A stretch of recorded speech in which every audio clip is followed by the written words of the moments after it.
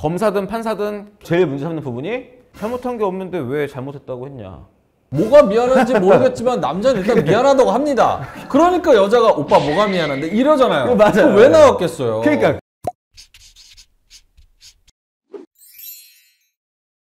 김민건 변호사님 모셔보겠습니다. 어서 오세요.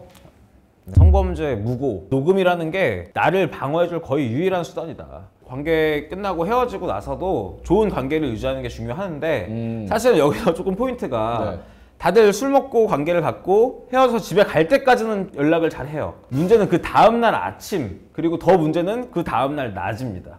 술에 깨면서 시작하면서 남자든 여자든 후회를 하잖아요. 아, 내가 어제 왜 얘랑 집에 가자마자도 중요하지만 그 다음날 낮 술 깼을 때쯤의 시점에 사랑의 그런 의사표시라든지 어제 있었던 거에 대한 당당한 확인, 그런 것들이 필요하다고 할 수 있겠습니다. 괜히 민망한 마음에 네. 아, 어제 좀 미안하다, 나도 너무 술에 취해서 이런 얘기를 하면 안 된다는 거예요. 아, 혹시나 그래도 이제 포장하는 말로라도 네. 술에 취해서 뭐 내가 좀 뭐 그런 거 안 된다. 그럴 거 안 되고 오히려 어제 너무 좋았다. 우리 진짜 잘 맞지 않냐. 이렇게 던져놔야지. 안 좋았어도 나중에 고소를 당했다 하더라도 거기서 봐라. 이건 정상적인 관계였기 때문에 내가 이렇게 얘기한 거 아니냐. 이렇게 갈 수 있는 거. 그러면 요건 어때요? 다 하고 나서는 초반에는 약간 뭐 하트도 보내고 이모티콘 보내고 오빠 뭐해 뭐 어쩌고저쩌고 했다가 조금 시간이 지나면서 갑자기 근데 나 기분 나빠 이렇게 변했어요. 그러면 이게 재판에서 어떻게 작용이 됩니까? 이제 그런 상태가 진짜 위험한 상태인데요. 아까까지는 취기면 괜찮았는데 네. 뭔가 자기도 취해 있다 보니까 오락가락 하는 거죠. 아까는 좋았다고 했다가 지금은 또 기분 나쁘다 그쵸. 그랬다가 근데 그 기분 나쁜 상태에서 그냥 경찰에 전화를 걸어서 신고해버리는 사람들도 있단 말이에요. 그러니까 자기가 아까까지 오케이 했는데도 불구하고 물론 이제 이거는 싸움으로 붙었을 때 뭐 무고죄로 엮거나 이런 가능성도 있긴 하지만 일단은 굉장히 번거로운 일이 생길 수는 있는 거죠. 예, 하지만 이제 그런 상황이 됐다고 하더라도 거기서 괜히 또 기분 맞춰준다고 치고 미안하다 아니면 아까 그런 뜻이 아니었다 이런 식으로 사과하고 있으면 또 내가 곤란하다. 잘못했다 이러면 네. 그냥 아예 끝나는 그렇죠. 예, 그러면 안 되고 당당하게 너 왜 아까랑 태도가 이렇게 달라지냐, 나 집에 가겠다. 아니 그러면 이거는 남자 입장에서는 상대방 여자의 기분에 따라서 내가 지금 좌지우지 되는 그런 상황인 거예요? 네, 그렇게 될 수 있죠. 이렇게 얘기를 들으니까 사실 녹음이 최고이자 최후의 방어의 수단이 아닐까 이런 생각이 좀 많이 듭니다. 그리고 여기서 모텔비를 여자가 결제하라 이렇게 말씀을 하셨는데 모텔 안 가보신 것 같아요. 이거 여자가 어떻게 결제하게 어떻게 합니까? 당당하게 얘기하면 안 되나요? 뭐라고요? 네가 해 이렇게? 내가 아까 맛있는 거 많이 샀잖아. 이 형 연애 안 해본 것 같은데? 그럼 이거는 어때요? 모텔비를 내가 내 카드를 여자한테 주고 너가 결제 좀 해줘, 나 화장실 갔다 올게 하고 여자가 뭐 사인 같은 것도 다 하고 그렇게 하면 어때요? 그것도 아무것도 없는 것보다는 훨씬 낫습니다. 왜냐면은 결국은 나중에 문제가 됐을 때 그 계산을 받은 그 사람이 충분히 진술을 해줄 수 있거든요. 누가 했는지에 대해서. 그렇기 때문에 기록은 내 카드라 하더라도 여성분이 실제로 체크하는 거는 상당히 의미가 있어요. CCTV 얘기도 있는데 모텔까지 똑바로 들어갔는지 남자가 부축해서 갔는지 요 CCTV 확보도 굉장히 중요한 거죠? 네, 그렇죠. 왜냐면 보통은 녹음 같은 게 안 돼 있으면 내가 범죄를 한 게 아니라는 거를 증명해야 되는 상황에 처하거든요. 예, 그러다 보니까 그런 CCTV 하나라도 확보를 했느냐 못 했느냐가 굉장히 중요하다고 할 수 있습니다. CCTV 보관 기간이 보통 2주에서 한 달 사이거든요. 네.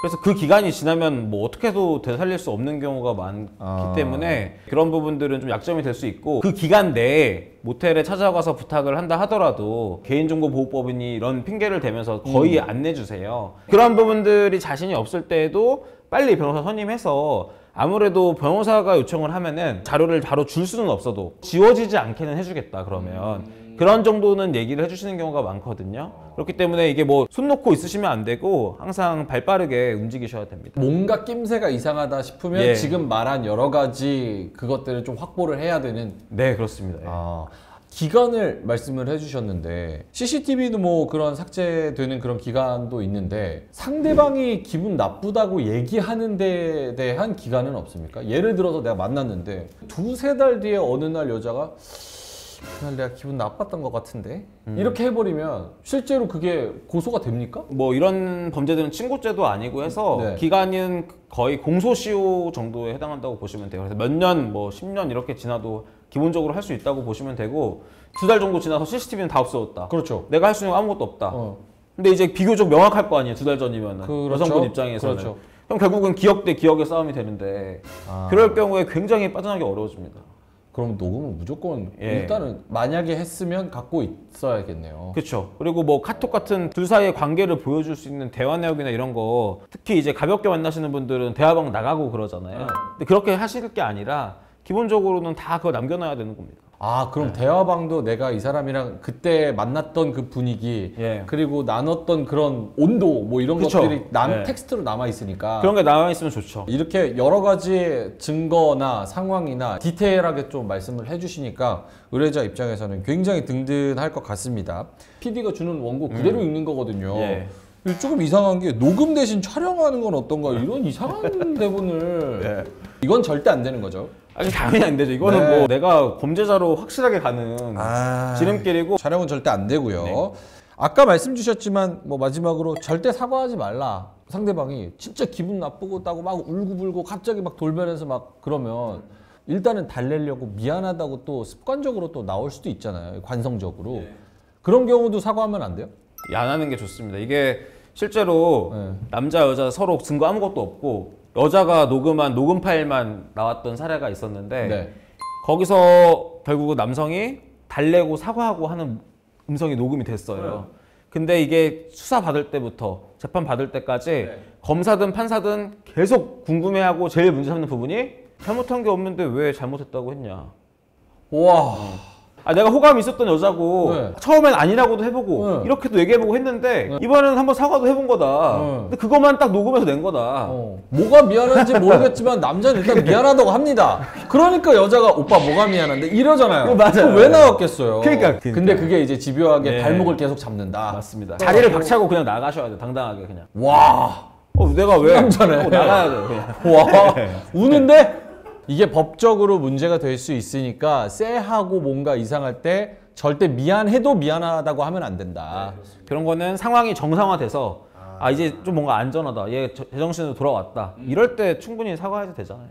사실 무고죄로 이렇게 의도적으로 접근하는 여성분들도 꽤 있잖아요. 그러면 이 여자가 미안하다는 얘기를 받아내려고 일부러 나 그럼 지금 고소할 거야. 바로 경찰에 전화할 거야. 협박조로 이야기할 수도 있겠네요. 그거 진짜 중요한 포인트인데요. 네. 무고를 하려고 계획하고 있는 여성분들은 미안하다는 말을 들을 때까지 계속 뭐라고 합니다. 미안하다는 말 녹음됐잖아요? 그럼 경찰한테 제일 먼저 하는 말이 뭐냐? 본인도 인정했다. 본인도 나한테 잘못했다고 인정했다. 이거예요. 그런 상황에서 뭐 좀 시간도 지났고 CCTV도 없고 네. 녹음도 없고 뭐 카톡도 없고 이러면은 그냥 너무 힘든 상황이죠. 이제 합의하러 가야죠, 이제. 와. 물론 거기서 뭐 나쁜 의도를 가지고 그렇게 하신 분들도 계시겠지만 억울하게 당한 그런 남자 입장으로는 진짜 많이 억울할 것 같네요. 되게 불리하다는 생각이 좀 많이 드는데. 이게 그 부분이 사실 요즘 많은 젊은 남성분들이 네. 자기가 그런 범죄를 저지른 적이 없음에도 불구하고 이런 성범죄에 관련돼서 관심을 가져주시는 이유 같습니다. 왜냐하면 이게 진술 가지고만 싸우게 되는데 무죄 추정 원칙이 아니라 성인지 감수성 법리 때문에 많은 부분들이 조금 불리하게 작용하고 있다. 그렇게 생각하시면 될 것 같아요. 원나잇 5원칙 절대 네. 당하지 않는 법. 예. 거기에 조금 더 디테일한 그런 질문들 좀 나눠봤습니다. 이렇게 들으니까 확실히 내가 예기치 못한 그런 상황, 우연한 그런 상황에서는 어떤 행동을 좀 취해야 되나 이거를 확실히 좀 알았고 미리 선제적으로 좀 방어하는 게 굉장히 중요하구나. 예, 그렇습니다. 나중을 위해서라도 이런 생각을 많이 했습니다. 자, 그럼 김민권 변호사님과 오늘 좋은 이야기 나눴고요. 여기서 마무리하도록 하겠습니다. 고맙습니다.